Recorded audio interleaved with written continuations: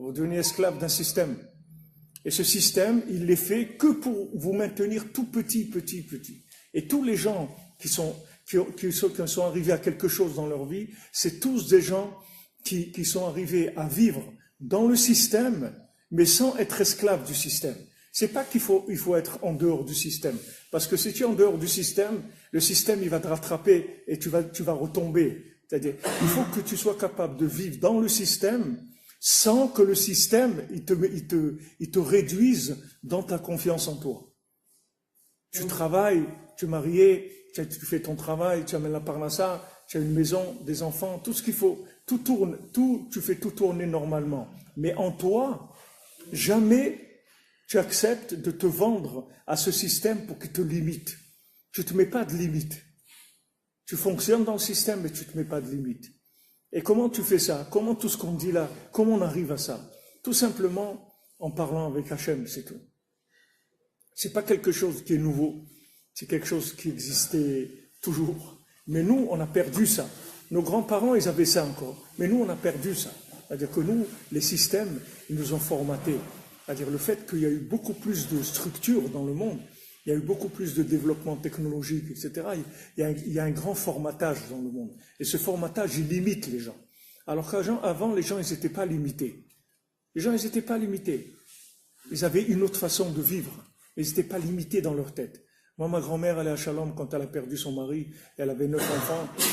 Mon grand-père, il était très jeune. Il avait 42 ans. Elle avait 9 enfants. Et elle me racontait, elle me disait, tu sais comment il était gentil, ton grand-père, tu peux pas t'imaginer. Je vais te raconter. Eh ben, quand ton grand-père, il est mort, il avait beaucoup de biens, des trucs, à droite, à gauche. Moi, je savais rien du tout de ce qu'il avait. Eh ben, tous les soirs, il me venait en rêve, et il me disait, regarde, tu vas aller là-bas, dans tel endroit, tel village. Là-bas, il y a quelqu'un, il a des vaches à moi. Tu vas, tu les récupères.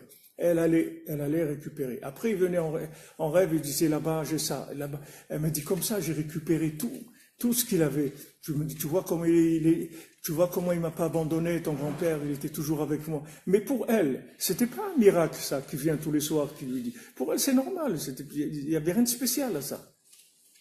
Pourquoi nous, c'est un miracle? Parce que dans notre tête, c'est pas possible, des choses comme ça. C'est pas des choses possibles. Les choses, Rabbi Nachman, il a dit à ses élèves quand ils lui ont dit, mais quoi, vous partez, vous nous laissez? Il dit, je pars pas, je vous laisse pas. Je reste là. Je pars pas. Je reste avec vous, je reste là. Je pars pas. Vous allez pas me voir, mais je suis là. Alors il a dit à sa fille, regarde, si je suis là derrière la porte et tu parles avec moi, je vais pas t'entendre. Je vais t'entendre, je suis là, mais je suis derrière la porte. Mais je suis là. Celui qui a ma'amine que les tzadikim, ils sont vivants, ils sont là, alors il peut commencer à se connecter avec les tzadikim et après se connecter avec Hachem. Ve'aminu b'Hashem, Moshe Avdo. Quelqu'un ne s'est pas connecté à Moshe Rabbeinu, il ne peut pas être connecté à Hachem. Mais le problème, c'est pas Hachem, c'est pas les tzadikim. Tous les tzadikim, Baruch Hachem, ils sont là pour nous aider. Et ils ont donné toute leur vie pour nous aider. Rabbi Nachman, il a donné tout pour nous aider. Et il est là pour aider chacun d'entre nous. Le problème, c'est que nous, on n'a pas confiance en nous qu'on peut arriver à quelque chose. Donc, qu'est-ce que tu veux qu'il t'aide? En quoi tu veux qu'il t'aide? Il ne peut pas t'aider. Il peut t'aider dans ton formatage, c'est tout. Si toi, tu es sûr que tu as une bicyclette, alors il va t'aider dans la bicyclette, c'est tout. Mais si tu dis, j'ai rien, je sais rien, je sais rien, je sais pas qui je suis, je peux arriver à tout. Hachem, fais de moi ce que tu veux, ce que tu as besoin de moi. Pourquoi je suis venu dans le monde? Voilà, fais-le avec moi, c'est tout. Moi, je sais rien. Je veux pas me limiter. Si quelqu'un il fait ça, alors il peut commencer à se connecter à des énergies qui vont le faire avancer. Alors là, les tzadikim, ils peuvent agir, ils peuvent l'aider, ils peuvent le booster, ils peuvent lui ouvrir des portes dans la compréhension de la Torah, dans la tfila, dans les mitzvot, dans la parnassa, dans tout. Mais pour ça, il faut qu'il sache qu'il est un Kéli apte à ça. Si maintenant il pense que lui, voilà, lui, il est limité, limitation, voilà, il limite, voilà, ils veulent limiter, je sais pas, ils ont dit en France 80 km à l'heure dans un périmètre. Maintenant, tu vas rouler à 80 à l'heure. Mais pourquoi alors, pourquoi tu me vends une voiture qui roule à 240 à l'heure et que je vais payer 100 000 euros? C'est pour 80 à l'heure. Je prends une petite voiture, là, un petit truc. Pourquoi tu me donnes ça, alors? Parce que eux, ils veulent faire tourner l'industrie. D'un côté, ils veulent faire tourner l'industrie automobile, et d'un autre côté, ils veulent de l'argent des PV. Donc, il va limiter. Pour comme ça, il peut te mettre des PV. Et il peut te vendre une voiture qui roule à 220 à l'heure. Comme ça, à des moments, un jour, tu vas être pressé, tu vas accélérer un petit peu. Et comme ça, il te flash dans le truc et tu payes le PV. Tu as payé la voiture, tu as payé le PV, et tu roules à 80 à l'heure la plupart du temps. Donc, tu es perdant sur toute la ligne. Tu as une voiture qui roule vite, tu as envie de rouler vite, tu peux pas. Tu la payes cher parce qu'elle roule vite, malheureusement, fais des voitures qui roulent à 80, c'est tout. 90, 100. Pourquoi tu fais des trucs 220 moteurs, des 12 cylindres, et trucs, accélération, et tout ça, je peux pas l'utiliser. Pourquoi tu me donnes tout ça?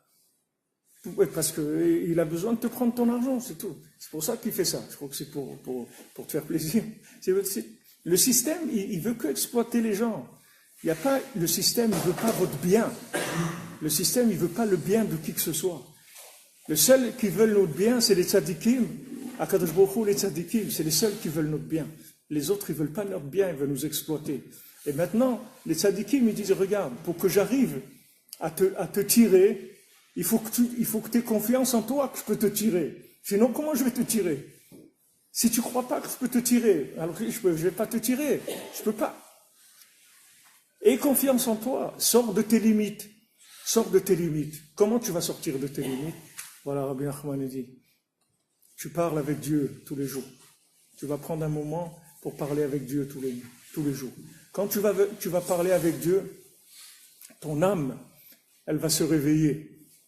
Quand tu vas parler tous les jours un petit peu avec Dieu, tu ne vas pas lui parler des textes, que tu vas réciter des textes. Pas réciter des textes de la Tfila ou des textes de Teilim. Tu ne vas pas réciter des textes. Tu vas parler toi, ton langage à toi, de tes problèmes à toi, de tes joies à toi. Tu vas commencer à faire un rapport conscient et régulier avec Hachem. Tous les jours, tu vas fixer un moment où tu vas parler avec lui. Quand tu vas commencer à parler avec lui, Nafshi yatsa bedabero, mon âme, elle sort quand je commence à parler. Hachem, quand il a créé notre âme, il a mis du souffle divin en nous. C'est ça notre âme. C'est une partie d'Hachem qu'il a fait rentrer en nous par du souffle divin. Quand maintenant on parle avec Hachem, le souffle divin qui est en nous, il se réveille. Et à ce moment-là, on commence à sortir de nos limites. On commence à croire, mais ouais, je peux. Mais je peux. Je peux faire ça. Je peux arriver. Je vous ai donné l'exemple ce matin ou hier, mais je le répète parce que sûrement que la plupart des gens qui étaient là, il y a quelqu'un qui était là au Oman il y a quelques jours et on lui a proposé de venir à Los Angeles pour une dizaine de jours.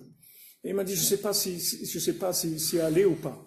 Et je sais pas si je dois aller ou je dois pas aller, je sais pas. Peut-être je dois aller, peut-être je dois pas aller, je sais rien. Donc il a prié, il a demandé à Hachem.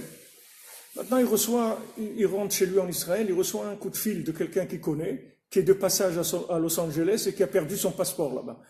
Alors il l'appelle, il dit, regarde, je m'excuse de t'appeler et tout, je suis allé à Los Angeles et je ne sais pas comment faire, j'ai perdu mon passeport, j'ai besoin d'une adresse à Los Angeles pour l'ambassade pour qu'il me refasse mon passeport. Et en fait, ça s'est avéré qu'il n'avait pas besoin, et le taxi, 3 heures après, il a cherché partout, lui a ramené son passeport au bonhomme. Et quand il lui a parlé, il lui a dit, tu sais, ici, je vois des trucs, tu devrais venir. Hein. Mais lui, il ne savait pas du tout que l'autre, il avait comme projet de venir. Il ne savait rien du tout. Alors quand lui, il a vu ça, ça y est, il est tranquille. Il va voyager, il va aller tranquillement, parce qu'il a la confirmation, c'est tout. Hachem, il lui envoie la confirmation que c'est ça qu'il doit faire. Maintenant, si vous habituez à vivre comme ça, vous allez vivre des choses connectées. C'est-à-dire tous les éléments, ils vont se connecter entre eux. Vous n'allez plus vivre une chose comme ça, une chose comme ça, une chose comme ça. Tout, ça va se connecter, ça va devenir vivant. C'est-à-dire que vous allez voir la main d'Hachem dans tout ce que vous faites. Parce que c'est comme ça, Béhémet. La main d'Hachem, elle est partout. Tout, Hachem, il est présent dans tout. Seulement, on ne peut pas le voir si on n'est pas connecté avec notre âme.